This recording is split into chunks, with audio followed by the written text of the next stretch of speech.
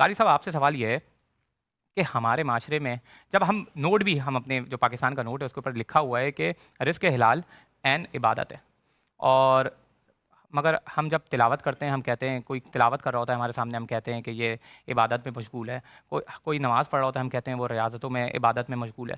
تو کیا اگر کوئی مزدوری کر رہا ہے تو کیا ہم یہ کہہ سکتے ہیں کہ وہ عبادت میں مشغول ہے؟ ظاہر بات ہے اگر کوئی شخص حلال کماتا ہے نا، ہوں یقیناً حلال کمانا عبادت ہی ہے، ہوں اور میں سمجھتا ہوں بہترین عبادت.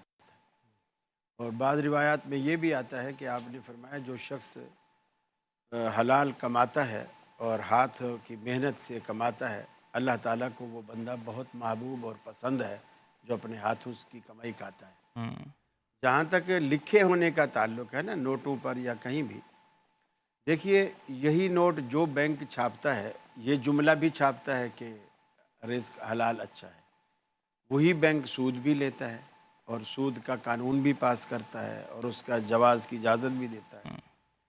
سگریٹ کی ڈبی پر بھی لکھا ہوتا ہے کہ یہ مضر صحت ہے، ہوں لیکن جو حکومت لکھواتی ہے وہی حکومت اس کو بیچنے کا لائسنس بھی دیتی ہے.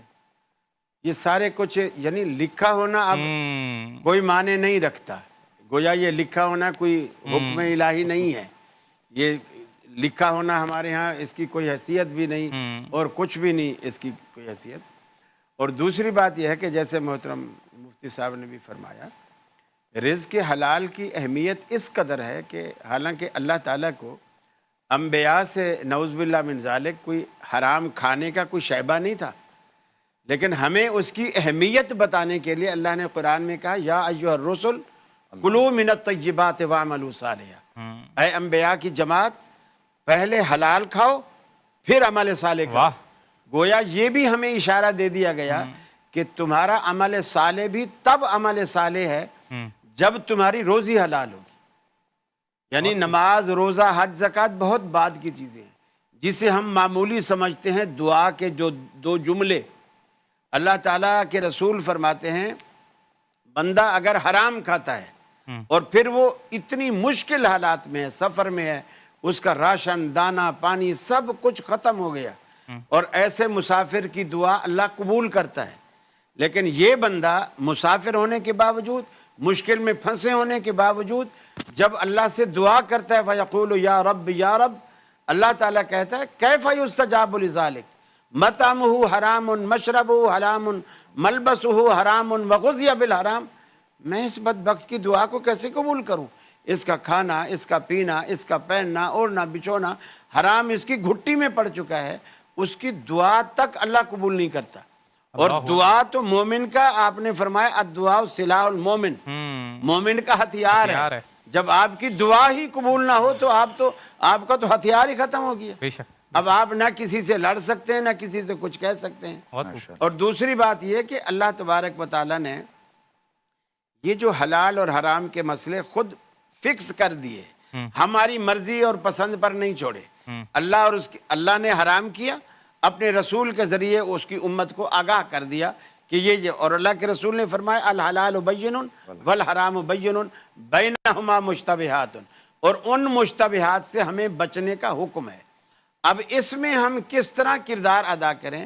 ہماری جو بیویاں ہیں، جو گھر والیاں ہیں، یہ میاں کو اکثر خامندوں کو مجبور کرتی ہیں کہ یہ حرام کھائیں، پڑوسی کا بتا کے. فلانے والا بھی تو ولی صاحب، وہ جو ہمارا پڑوسی ہے جنید، وہ بھی تو اسی آفس میں کام کرتا ہے، وہ تو روز، کل میں اس کے گھر میں گئی فریج نیا لایا تھا، پرسوں گئی تو کارپیٹ نیا لایا تھا، اور اترسوں گئی تو صوفے بھی شادی والے سارے بدل دیے، نئے صوفے لائے. اب آپ کہہ رہے ہیں کہ بھئی اس کی اوپر کی آمدنی ہے، تو وہ جواب دیتی ہے آپ کو اوپر کی آمدنی ڈستی ہے کیا؟ ہمارا دل نہیں ہے جب سے شادی کا ہی سامان چل رہا ہے.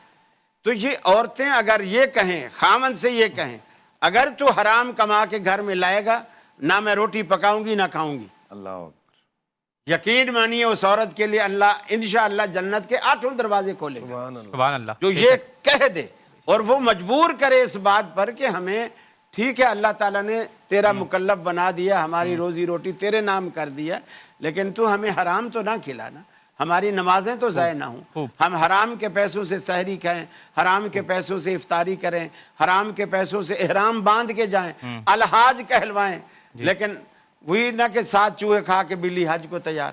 ساری زندگی جو کچھ ہم گزار رہے ہیں کر رہے ہیں اپنی مرضی سے، اور وہاں جا کے 2 اتھرو گرائے اور یہ کہا کہ جی ٹھیک ہے آدمی بخشا جائے گا.